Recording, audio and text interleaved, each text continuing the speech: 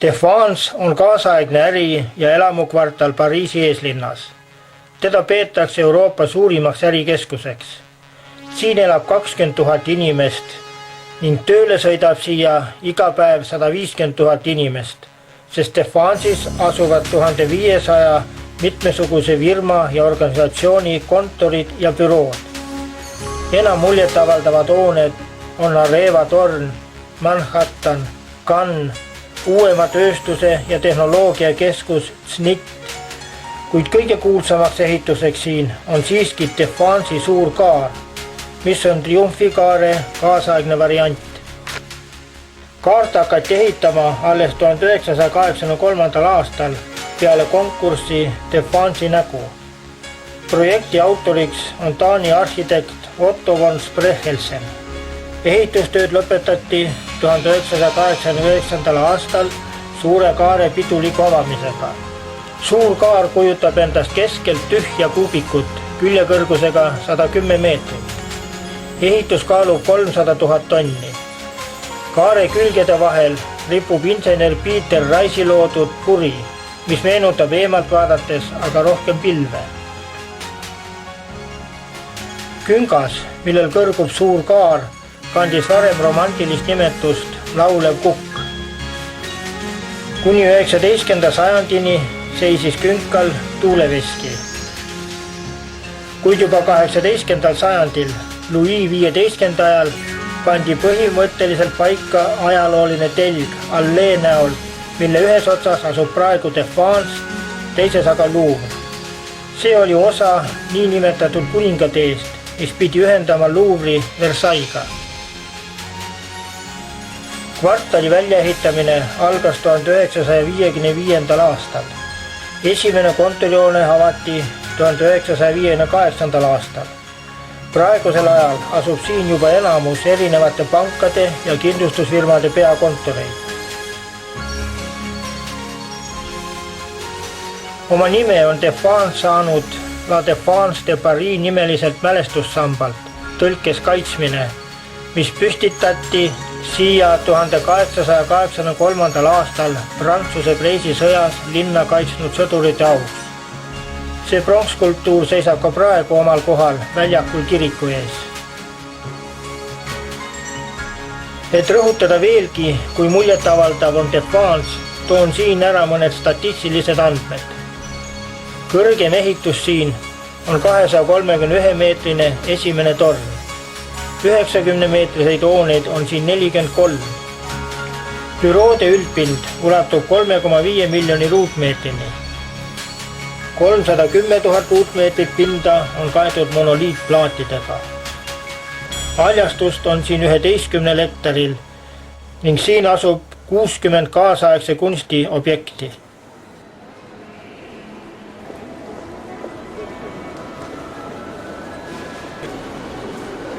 Kauplused ja kaubanduskeskused hõlmavad Défense'is 210 000 ruutmeetrit pinda.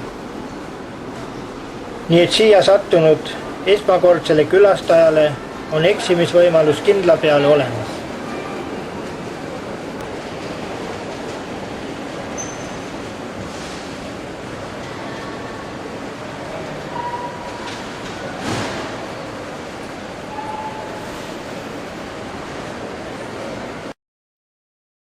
Järgmine peatus triumfikaar. Triumfikaart külastab igal aastal üle 1,5 miljoni inimese. See on üks Pariisi kuulsamaid ja külastatumaid vaatamisväärsusi. Kuid kõigepealt asus siin Chaillot nimeline küngas, kuhu mõni jahirada kokku jooksis. 1730. aastal jõudis künkani, mis selleks ajaks oli juba Chaillot väljak, 5 sillutatud tänavat. Tühi plats häiris võime. Tehti plaane, mida sinna ehitada. Alles Napoleon I otsustas nüüd juba täheväljakule rajada triumfikaare oma suure armee võitude tähistamiseks. Ehitamist alustati 1806. aastal ja lõpetati alles 1836. aastal. Kaare 4 tugisammast on kaunistatud tuntud bareljeefidega, millede nimetused on Marseillaise, 1810. aasta triumf, rahu ja vastupanu. Kiviseintel on raiutud impeeriumi ja vabariigi suurimate võitude nimetused. Samast võib leida ka 558 kindrali nimed. 55 meetrit kõrge ja 45 meetrit lai triumfikaar, mille suure kuplini on maapinnalt 29 meetrit, on maailma suurim omasarnane ehitis. Ümbritsev väljak sai tänapäevas ilme alles paarkümmend aastat hiljem, kui Pariisi karmil käel renoveerinud Haussmann sinna veel 7 tänavat ja avenüüd suunas. Triumfikaare all puhkab esimese maailmasõja aegne tundmatu sõdur. Selle alt marssis 1840. aastal läbi Napoleoni kirstu Pantheoni viinud inimmeri ja selle alla toodi ka 1885. aastal ööpäevaks Victor Hugo kirst. Kui Napoleon III sooritati ebaõnnestunud atentaat ühel ooperietendusel, käskis ta ehitada päris uue ooperiteatri. Konkursile laekus 171 projekti. Võitjaks tuli Charles Garnier, kes alustas ehitamist 1861. aastal. Uue ooperimaja pidulik avamine toimus 1875. aasta jaanuaris. Valminud ehitist võib täie õigusega pidada Prantsuse teise impeeriumi arhitektuuri šedöövriks. Ta hämmastab kujutlusvõimet oma erilise dekoratiivse rikkusega nii väljast kui ka seest.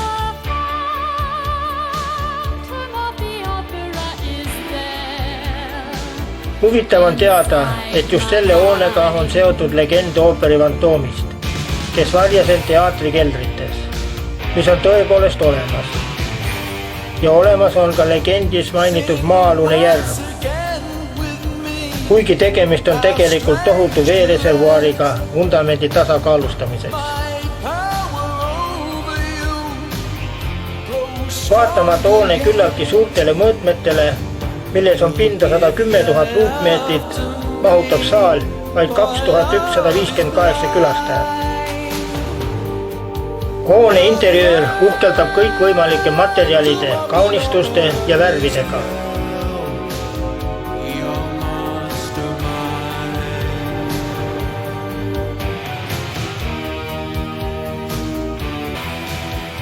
Olles ooperimajale tiiru peale teinud, ruttame edasi avastama Louvre'i.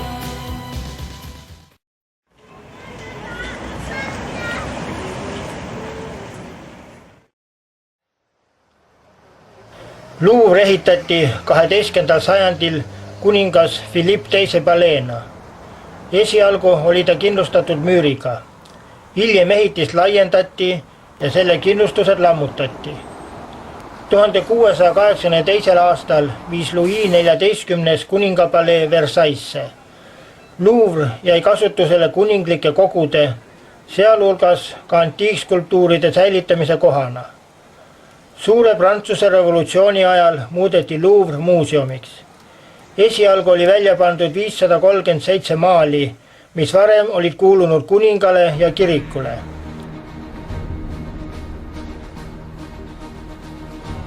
– 1989. aastal ehitati Louvre'i siseõue suur klaasist ja metallist püramiid. Püramiidi tellis tollane Prantsuse president François Mitterrand.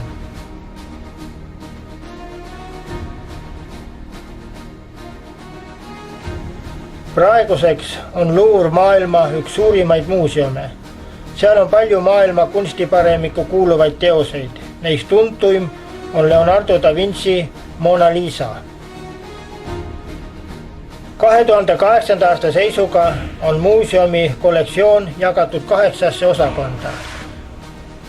Esiteks Vana-Egiptus, teiseks Lähis-Ida, kolmandaks Vana-Kreeka, Etruskid ja Vana-Rooma, neljandaks islamikunst, viiendaks skulptuurid, kuuendaks dekoratiivne kunst, seitsmendaks maalid ning kaheksandaks trükised ja joonistused.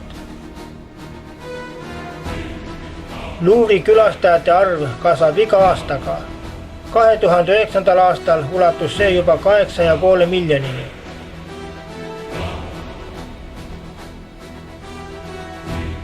muuseumi väljapanekud asuvad kokku 3 korrusel.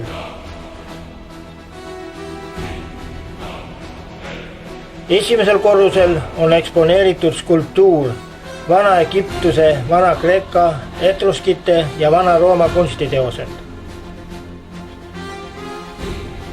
Teisel korrusel võib näha dekoratiivse kunsti Vana-Egiptuse, Vana-Kreeka, etruskite ja Vana-Rooma maalikunsti ning trükiste ja jooniste väljapanekut. Kolmanda korruse hõlmab Prantsuse maalikunst, joonistused ja trükised, Saksa, Flaami ja Hollandi maalikunst, lisaks Belgia, Vene, Šveitsi ja Skandinaavia maade kunstnike tööd. Islami kunstisaalid olid sel suvel suletud, sest see ekspositsioon kolib uude kohta, Visconti õue.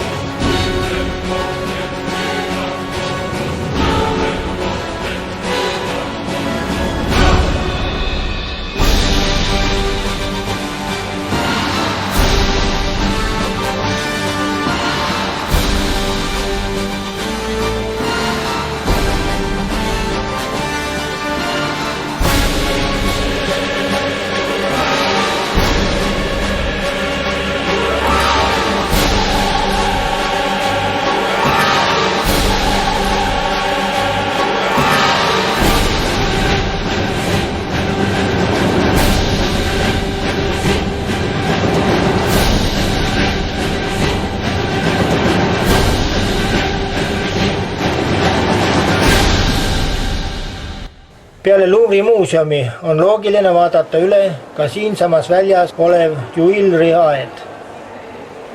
Tuileries aed asub alal, mida piirab ühest küljest Concordi väljak, teiselt poolt Louvre, külgedelt aga Seini jõgi ja Rivoli tänav. Veel 15. sajandil oli siin Louvre'i kindlusemüüride tagune ääremaa. Siin asus avalik prügimägi ja karjäär, kus kaevandati savi katusekivide tootmiseks. Prantsuse keeles on katusekivi tuile, siit siis ka nimetus Tuileries.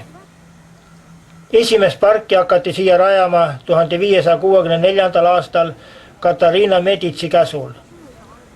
Tollal oli park Itaalia stiilis. 100 aastat hiljem planeeriti park ümber. Aed on säilitanud siiani sellise väljanägemise, mille andis talle Louis XIV suur aednik Le Notre. Tuileries aed on pariislaste üks suuremaid jalutuskohti. Siit saab ka alguse 9 kilomeetri pikkune ajalooline teld, millel asuvad Concordi väljak, Champs-Élysées avenue, Triumphikaar ja Défense'i suur kaar. Louvre'i palee ja Tuileries aia vahelisel piiril seisab karusselli Triumphikaar. See monument on ehitatud Napoleoni käsul tema sõjaliste võitude auks. Monument on 19 meetrit kõrge, 23 meetrit pikk ja 7,3 meetrit lai.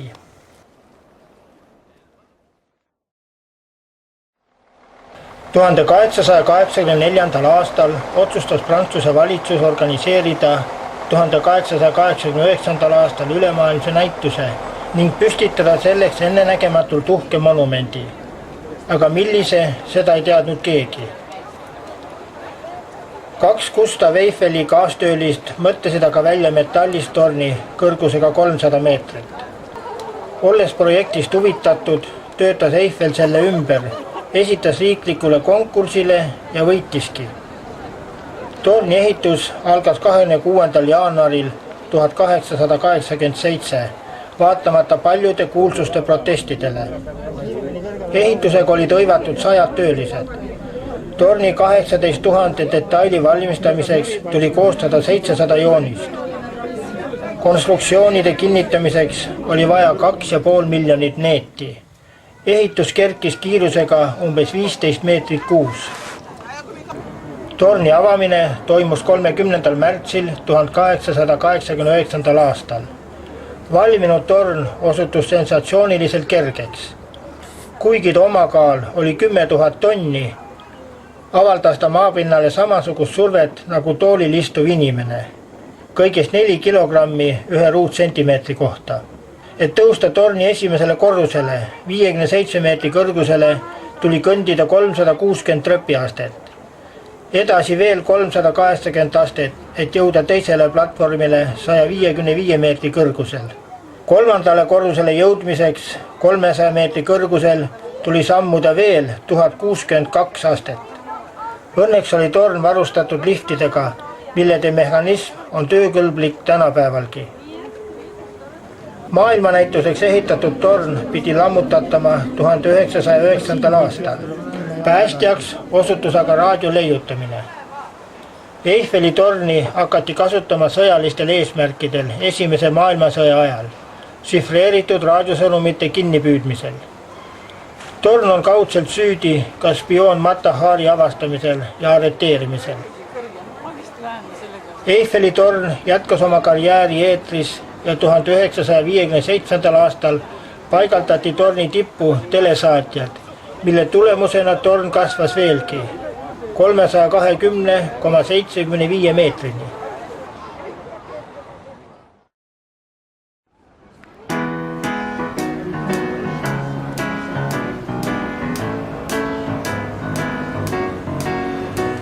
Je me baladais sur l'avenue, le cœur ouvert à l'inconnu. J'avais envie de dire bonjour à n'importe qui, et ce fut toi. Je t'ai dit n'importe quoi, il suffisait de te parler pour t'apprivoiser. Aux Champs-Élysées, aux Champs-Élysées, au soleil, sous la pluie, à midi ou à minuit, il y a tout ce que vous voulez aux Champs-Élysées. Tu m'as dit j'ai rendez-vous dans un sous-sol avec des fous qui vivent la guitare à la main du soir au matin. Alors je t'ai accompagné, on a chanté, on a dansé et l'on n'a même pas pensé à s'embrasser.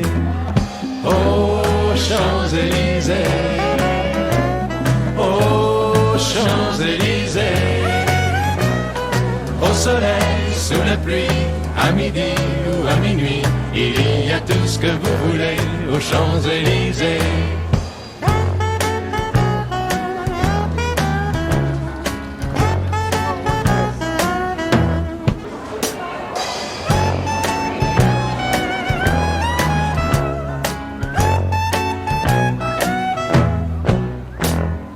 Hier soir, 2 inconnus, et ce matin sur l'avenue, deux amoureux tout étourdis par la longue nuit.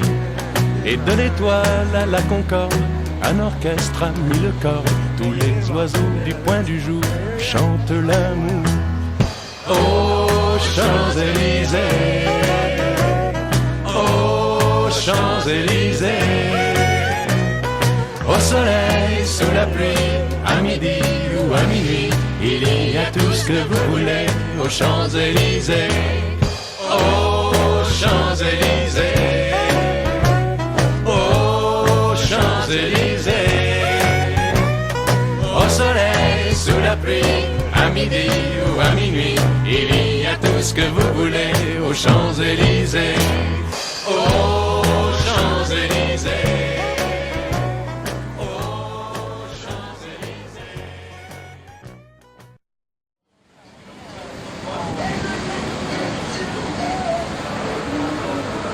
Cité saarel asuv Jumalaema kirik on Pariisi geograafiline ja religioosne keskus. Kiriku ehitamist alustati 1163. aastal kuningas Louis VII valitsemise ajal. Tööd kestsid ligi 200 aastat. Kiriku kõrgus on 35 meetrit, pikkus 130 meetrit, laius 48 meetrit. Kellatornide kõrgus on 69 meetrit. Ning Emmanueli nimeline kell kaalub 13 tonni. Ainuüksi selle kella tila kaalub 500 kilogrammi. Kiriku peavassaadi ilmestavad 3 portaalust. Keskmist portaali nimetatakse Viimse päeva kohtu portaaliks. Sellel on kujutatud Kristus, kes mõistab kohut surnute ja elavate üle. Temast allpool on peaingel Miikaeli ja saatana kuju.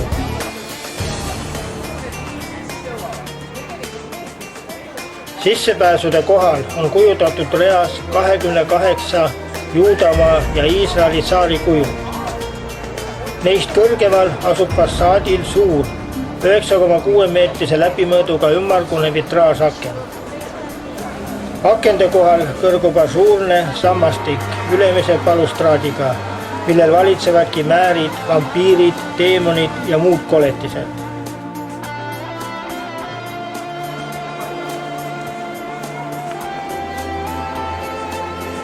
Kiriku sisemõõtud küünivad 127,5 meetrini pikkuses ning 32,5 meetrini kõrguses.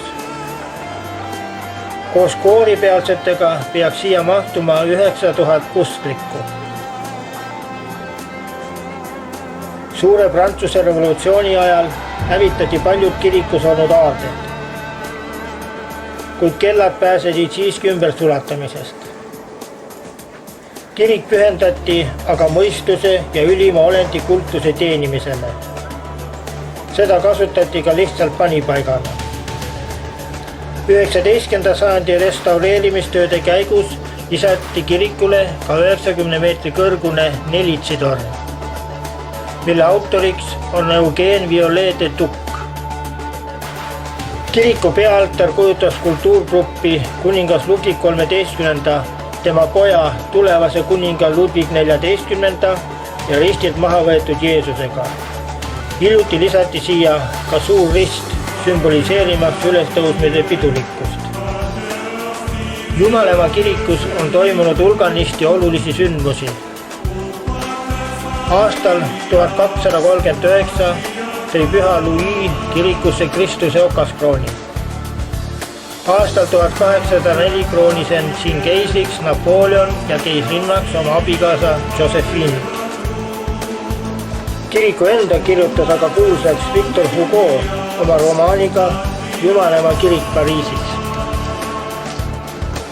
Suure roosakna vitraažidel on kujutatud neitsi Maarjat Jeesuslapsega, ümblitsetuna 16 prohvetist. Teises ringis on kujutatud 32 Iisraeli tsaari ja Kristuse jüngrit. Kogu ansambli lõpetavad aga 32 Iisraeli pühakut ja patriarhi.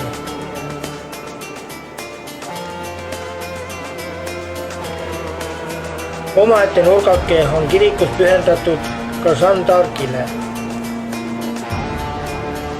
Lisaks faktile, et sellest neiust sai prantslaste rahvuskangelane, kuulutati ta ka veel pühakuks.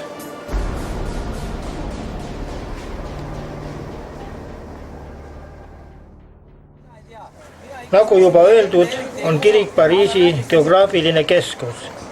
Siin asub Pariisi nullpunkt. See tähendab, et siit algab tänavate kilometraaži arvutamine. Heidame kirikule veel viimase pilgu ja liigume siis edasi uudistama Ladina kvartalit.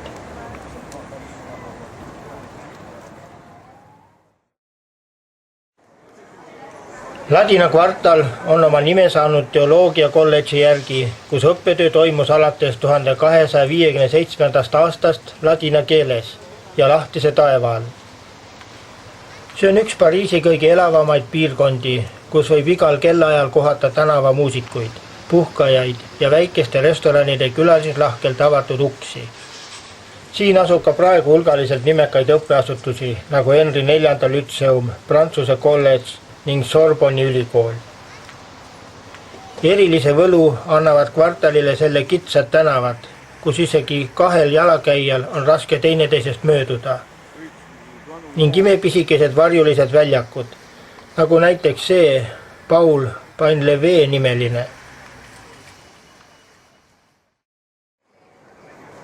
Ladina kvartal kajastab vastavalt müüdile seini parema ja vasema kalda antagonismi.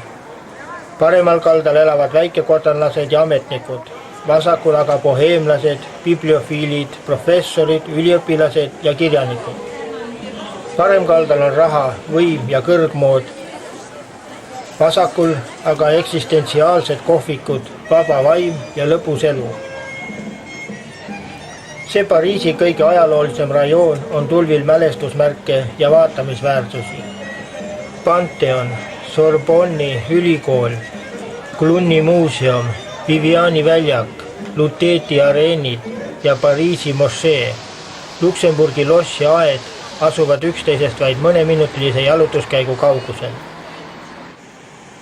Üks suurem tänav on aga siiski olemas, Saint-Michel'i pulvar, koos samanimelise väljakuga. Saint-Michel'i väljak muutub sageli tänavaetenduste lavaks. Siin võite istuda pisikeses restoranis ja unustada oma igapäevamured, vaadelda ümbrust, nautida prantsuse kööki ja tunda end õnnelikuna seetõttu, et olete just siin, Pariisis, Ladina kvartalis. Väljaku äärde jääb kaunis purskkaev. Purskkaevu ehitati 2 aastat ning see avati 1860. aasta augustis. Purskkaevu kõrgus on 26 meetrit ja laius 15 meetrit. Kaev koosneb 4 basseinist, milledest alumine on samal tasemel tänavaga. Keskne skulptuurgrupp kujutab endast peaingel Miikali võitlust saatanaga. Vesi purskub ka 2 tiivulise draakoni lõugade vahel, kes asetsevad purskkaevu ees maapinnal.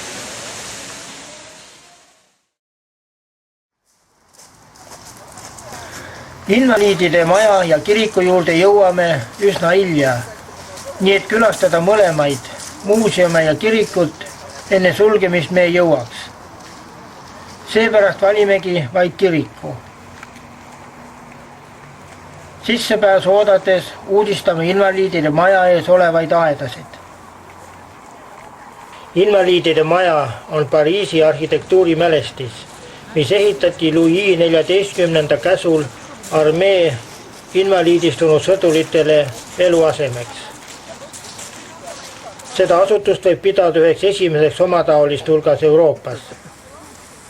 Algselt pidi hoone mahutama kuni 6000 invaliidi, kuid peale ümberplaneerimist vähenes see arv 4000-le. Järk-järgult omandab invaliidide maja rohkem muuseumi tähenduse. Tänapäeval elab invaliidide majas umbes 100 Prantsuse armee pensionäri ja invaliidi.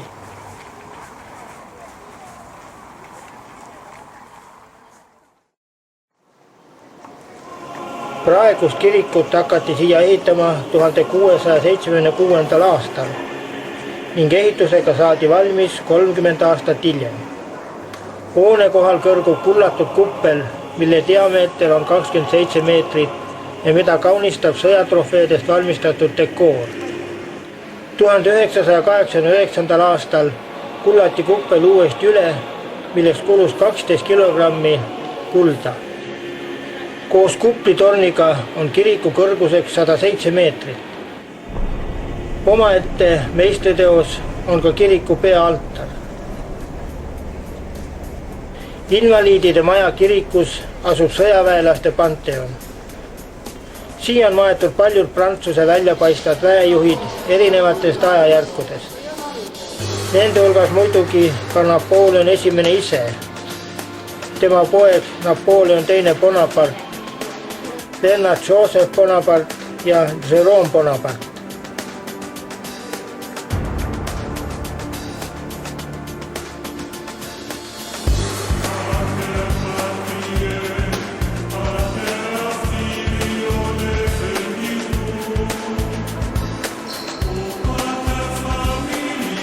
Punasest Soome kvartsiidist sarkofaag imperaator Napoleoni säilmetega rohelisest graniidist alusel asub kiriku krütis.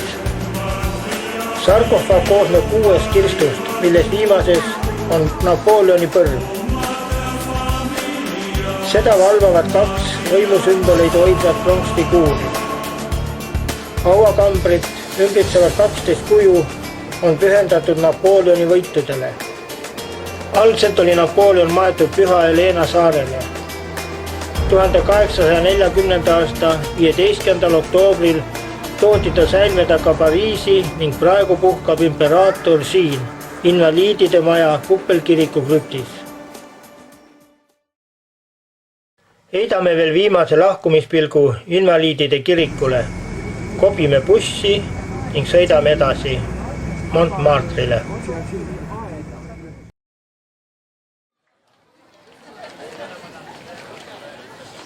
Tutvumist Montmartre'iga, mis tõlkes tähendab Märtrite mäge, alustame Sacré-Cœuri basiilikaga, mis on Pariisi üks peamisi turismimagneteid.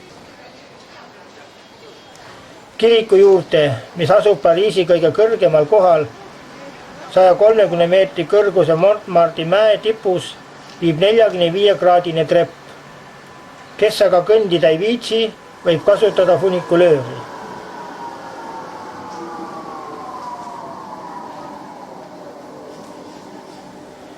Kirikut hakati ehitama 1876. aastal ja ehitusega saadi valmis alles 1914. aastal. Ehituseks vajalik raha saadi üldise korjanduse tulemusena. Ta on ehitatud Rooma Bütsantsi stiilis. Peakupli kõrgus on 83 meetrit, kellatorni kõrgus aga ligi 100 meetrit. Üks kelladest, mis on Pariisi suurim, nimega Savoyard, kaalub 19 tonni. Sacré-Cœuri basiilika on ehitatud Prantsuse Preisi sõjas hukkunute mälestuseks ja tõlkes tähendab Püha Südame basiilikat. See tähendab Kristuse südame kirikut. Kiriku sisemus on kaunistatud värviliste vitraažidega. Tähelepanu kisub tahes-tahtmata endale suur laemosaiik, mis kujutab laiali sirutatud kätega ja kuldse südamega Jeesust. See teos valmis lõplikult 1922. aastal ja tema autoriks on kunstnik Luc Olivier Merson. Mäe tipust avaneb kaunis panoraamvaade Pariisile. Selge ilmaga võib siit näha kuni 50 kilomeetri kaugusele.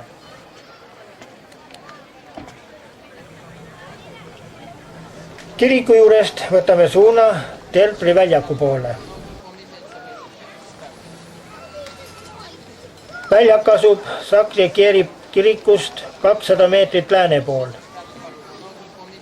19. sajandi lõpul meelitas Montmartre oma odavate hindadega siia hulgaliselt erinevaid kunstitegelasi. Siin elasid Renoir, Van Gogh, Toulouse-Lautrec, Utrillo, hiljem ka Picasso ja Modigliani. Sel ajal kujuneski linnaosast niinimetatud boheemlaste kvartal keskusega Teatri väljaku näol. Elati tuntud Pateau Lavoieri nimelises ühiselamus, kus tollal ei olnud ei elektrit ega gaasi. Kõigi 5 korruse peale oli aga ainult üks veekraan. Ka praegu võib lasta Teatri väljakul joonistada 15 minutiga endast portree või osta kaasa mõne pildi Pariisi vaatega. Ümbritsevate majade esimestel korrustel asub aga hulgaliselt väikseid kohvikuid ja restorane. Peale esimest maailmasõda läks boheemlaste kvartali roll aga üle Montparnassile, kus sündis ka kaasaegne maalikunst.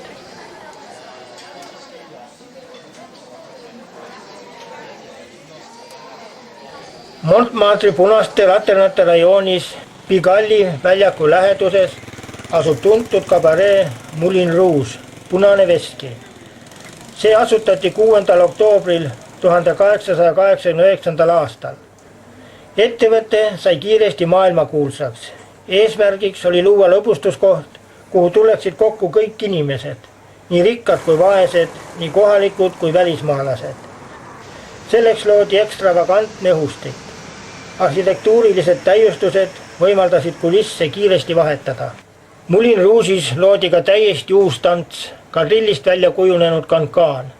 Esialgu oli see mõeldud võrgutavaks tantsuks, mida esitasid seal tegutsevad kurtisaanid, kuid hiljem arenes ta täiesti omaette revüütantsuks.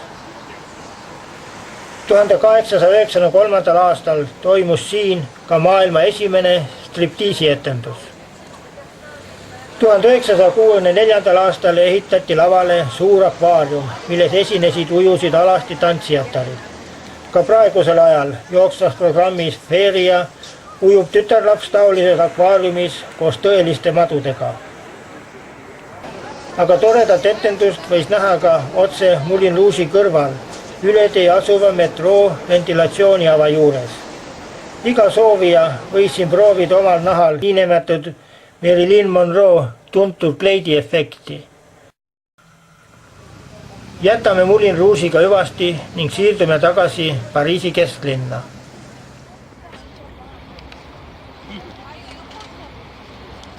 Pariisi külastuse üheks meeldejäävamaks ja romantilisemaks momendiks oli minu arvates laevasõit õhtusel Seine'il.